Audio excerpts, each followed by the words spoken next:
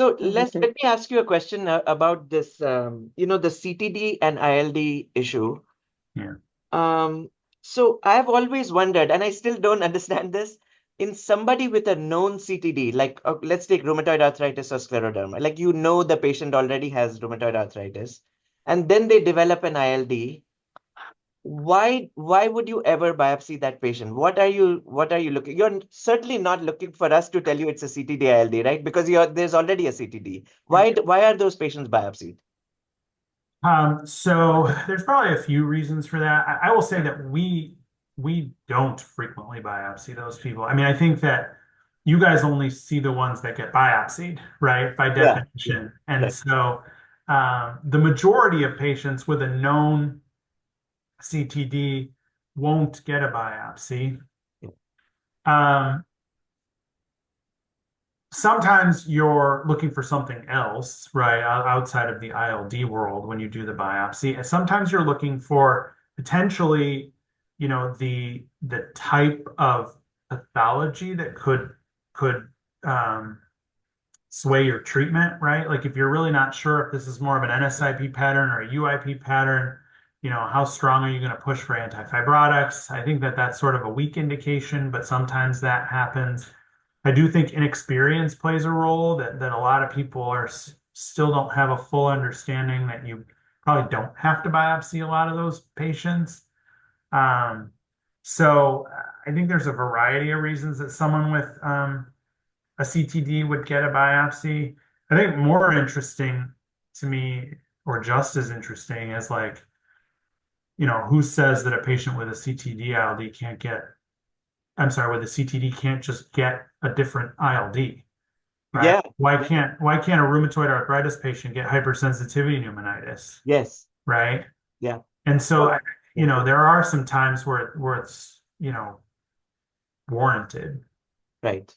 I think our experience more is less like just like you said, patients with established CTDs get less biopsies than patients who don't have an established CTD. Right, Right? There's a positive INA, there's a vague joint pain here right. and there. And so there isn't an established CTD diagnosis. And so you are looking to the biopsy to give you additional features to, perhaps point towards a CTD. So we often end up in that kind of IPAF Yeah. territory. So I want to ask you, Les, how do you think about those cases? Cases that don't have a definite CTD diagnosis, but the biopsy is kind of iffy, the serology is iffy, everything is a bit iffy. How do you, in your mind, is IPAF really a thing or what is that? Yeah, I mean, I think that my this is sort of true for all of ILD. I think we are in the sort of infancy of ILD and our understanding of it, and maybe that's true for autoimmune diseases too. I'm not a rheumatologist, but like there is clearly, some middle ground where people have features of autoimmune diseases but don't meet the diagnostic criteria. And I think that those diagnostic criteria are likely statistically based, right? Like how many of these do you have to hit where your sensitivity and specificity are high enough that you can make a diagnosis? And because those diseases similar to ILD like don't have great gold standards for example. And so I think that I don't think IPAF in and of itself is a true diagnosis, but I think it's a term that we can use to identify certain interstitial lung diseases.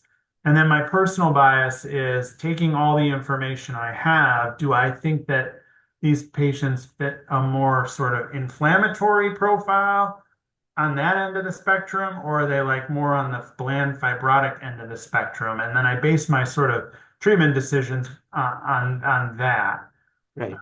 So I think it's a useful term. It's a helpful term to sort of categorize patients, but it's probably not a true diagnosis, like a single entity. Yeah. Do you ever tell patients, your diagnosis is IPAF?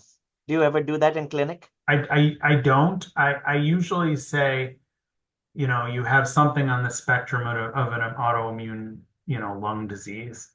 I don't use that term IPAF. And at last I checked anyway, there's no ICD-10 code for IPAF. And Okay. so I haven't checked recently, but last I checked. And so you can't really give them that diagnosis either from that standpoint. Yeah, So I try not to do that. super helpful.